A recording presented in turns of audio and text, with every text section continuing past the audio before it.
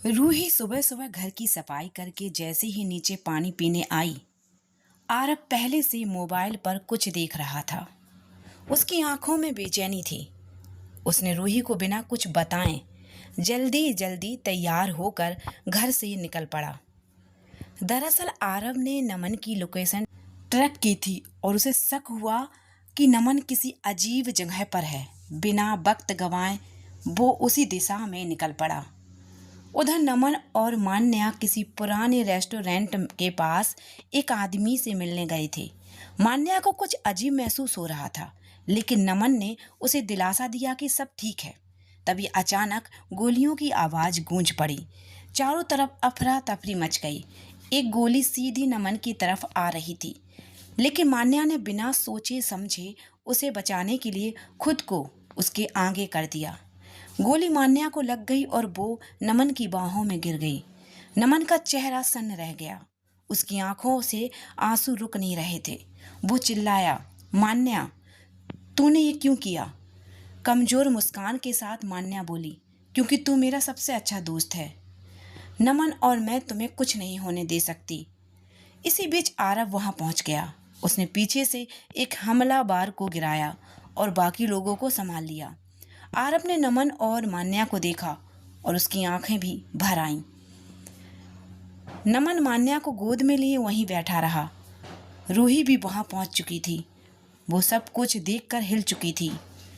सबकी आंखों में आंसू थे, लेकिन साथ ही ये ठान भी चुके थे कि अब कोई अपने को खोने नहीं देंगे। कार्तिक ने बिना देर किए मान्या और बाकी घायलों को अस्पताल भिजवा दिया। उसे पहले ही अंदाजा था कि अगर कुछ गलत हुआ तो कार्रवाई तेज करनी होगी। तभी पुलिस ने अचानक से घर पर छापा मारा और राजा सहित उसके सभी आदमियों को गिरफ्तार कर लिया। आरव की हालत नाजुक थी, लेकिन मान्या की हालत भी गंभीर थी। कार्तिक और रूही हर पल उनकी चिंता में थे। आरव का ऑपरेशन लंबा चला, पर डॉक्टरों ने उसे बचा लिया। दूसरी ओर मान्या के लिए दुआओं का दौर चल रहा था।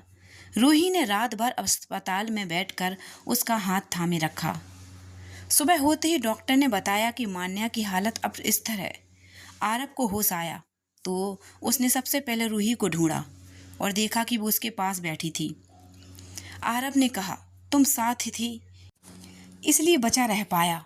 रूही ने उसकी बात सुनकर आंसू बहा दिए। पहली बार किसी को इस तरह देखा था, जो उसकी चिंता में खुद को भूला बैठा था।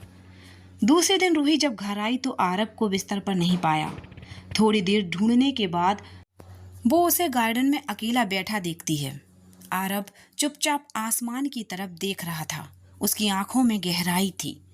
रूही ने पूछा, क्या सोच रहे हो? आरव ने कहा, बस सोच रहा हूँ कि इतनी मौतें देख ली हैं, पर कुछ रिश्ते आज भी जिंदा हैं। कुछ देर की चुप्पी के बाद आरव ने रूही का हाथ पकड़ा और कहा, रूही, अगर मैं कल ना रहूं तो तुम मुझसे वादा करोगी कि टूटोगी नहीं? रूही ने बिना कुछ बोले उसे गले लगा लिया। उस लम्हे में कोई शब्द नहीं थे, सिर्फ दिलों की आवाज। अगले दिन आरव ने सोचा कि उसे अपनी फैमिली को प्रोटेक्ट करना है, किसी भी हाल में। उसके पास्ट का जो दुश्मन है, उसकी फैमिली को नुकसान पहुंचा सकते हैं। इसलिए आरव ने अपनी फैमिली को प्रोटेक्ट करने के लिए हर जगह पर अपने बॉडीगार्ड लगा दिए थे। रूही ने जैसे ही बॉडीगार्ड्स को देखा तो अंदर तक हिल गई। तभी आरव सीढ़ियों से नीचे आता दिखा। रूही उसके पास आई और धीमी आवाज में बोली, क्या कर रहे हो आरव? ये बॉडीगार्ड क्यों लाए हो? आरव ने उसका हाथ थामा और बोला, मैं सब नहीं बता सकता, लेकिन अगर मुझसे प्यार है तो मुझे जाने दो। मैं कुछ अधूरा छोड़ नहीं सकता। रूही की आंखें भर आईं, लेकिन उसने कुछ नहीं कहा, बस धीरे से बोली, मैं तुम्हारा इंतजार करूंगी। आरव ने एक हल्की मुस्कान के साथ रूही को विदा कहा और चला गया। दूसरी तरफ मान्या को भी सच का अंदाजा हो चुका था। उसने रूही की आंखों में सब पढ़ लिया था। आरव अब कभी नहीं आएगा नदी। रूही ने कुछ देर चुप रहने के बाद सिर हिलाकर कहा, हाँ। एक हफ्ता बीत चुका था। विजय, रमेश और कार्तिक ने खुद को काम में बहुत बिजी कर लिया था, लेकिन जैसे ही उन्हें मौका मिलता वो मान्या से मिलने अस्पताल जाते। आरव इस बीच अपनी एक पुरानी दुश्मनी का हिसाब चुकाने के लिए निकल पड़ा था।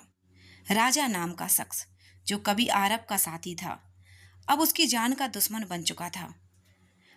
आरब ने कार्तिक से कहा, जब तक वापस ना आऊं मेरी खबर मत देना। अगर आ जाऊं तो सब ठीक है, वरना मेरी मौत समझकर मुझे भूल जाना। राजा को ढूंढते हुए आरब एक पुराने विला में पहुंचा। राजा पहले से तैयार था। दोनों के बीच लंबी समय का बदला था। राजा ने कहा, तू मुझसे कबीर के बारे में नहीं बोलेगा तो तुझे मरने नहीं दूंगा, तू हर दिन मरेगा। आरब शांत खड़ा रहा और धीरे से बोला, मैं किसी का राज खोलने के लिए नहीं जिंदा हूं, मैं सिर्फ अपना अधूरा फर्ज पूरा करने आया हूं। उधर अस्पताल में रूही का दिल बेचैन था। उसे लग रहा था आरब कहीं बहुत दूर जा चुका है, शायद हमेशा के लिए। कुछ दिनों बाद जब आरब की कोई खबर नहीं आई तो मान्या टूट गई। उसने कहा, अगर आरब को कुछ हुआ तो मैं उसे कभी माफ नहीं करूंगी। वो रोती हुई बोल पड़ी, मैं तुम्हारा इंतजार करूंगी आरब, लेकिन अगर तुम गए तो मेरी उम्मीद भी साथ ले जाओगे।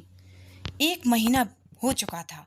रूही को आरब की कई बातों का अंदाजा था, पर अब वो जैसे बिल्कुल अलग इंसान बन गया था। कभी जो हर दर्द में साथ था, अब दूर दूर सा लगने लगा। रूही रोज खुद से एक ही सवाल करती, आरब इतना क्यों बदल गया। आरब बैंकॉक के लिए रवाना हो चुका था, लेकिन रूही, विजय और रमेश को उस पर शक हुआ। उन्होंने बिना बताए फ्लाइट बुक की और बैंकॉक पहुंच गए। होटल में जिस इंसान को देखकर आरब हक्का बक्का रह गया, वो था कबीर, वही जिसकी वजह से आरब की जिंदगी बर्बाद हो चुकी थी।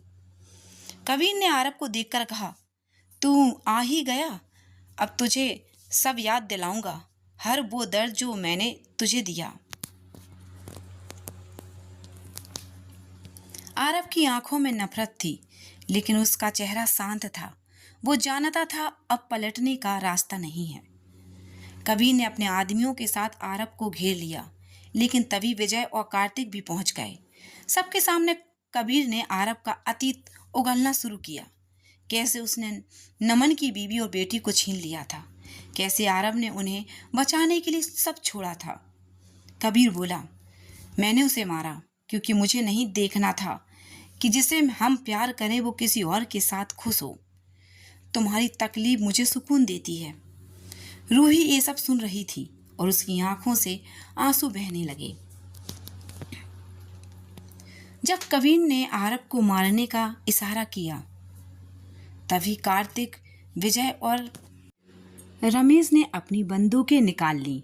आरब ने एक आखिरी बार कबीर की आंखों में देखा और बोला, जिसने मेरे अपनों को छीन लिया, उसे आज उसकी कीमत चुकानी होगी। गोलियों की आवाज गूंजी। धुएं के बीच आरब कबीर को गिरा चुका था। आरब थका हुआ खून से लथपथ बैठा था।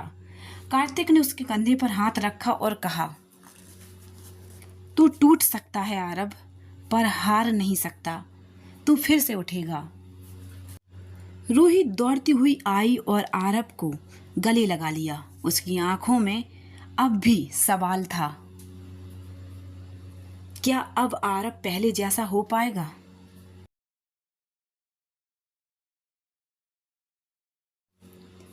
कभी जो आरब सबको ठुकरा देता था, आज वो खुद को बदल रहा है ताकि कोई उसे फिर से अकेला न छोड़े।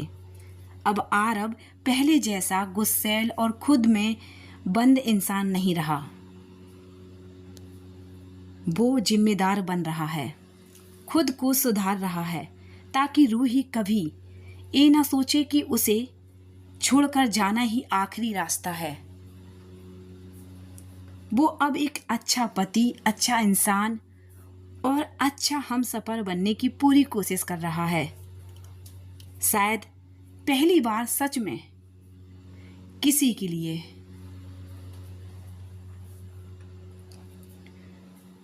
तो बताइए, आपको ये बदला हुआ आरब कैसा लगा? क्या आप भी मानते हैं कि जब इंसान अपने अतीत की गलतियों से सीख लेता है, तब उसका प्यार सबसे सच्चा हो जाता है? अपने दिल की बात कमेंट में ज़रूर बताइए, क्योंकि ये है बेजुबान इश्क, जहाँ शब्द कम हैं, एहसास गहरे हैं।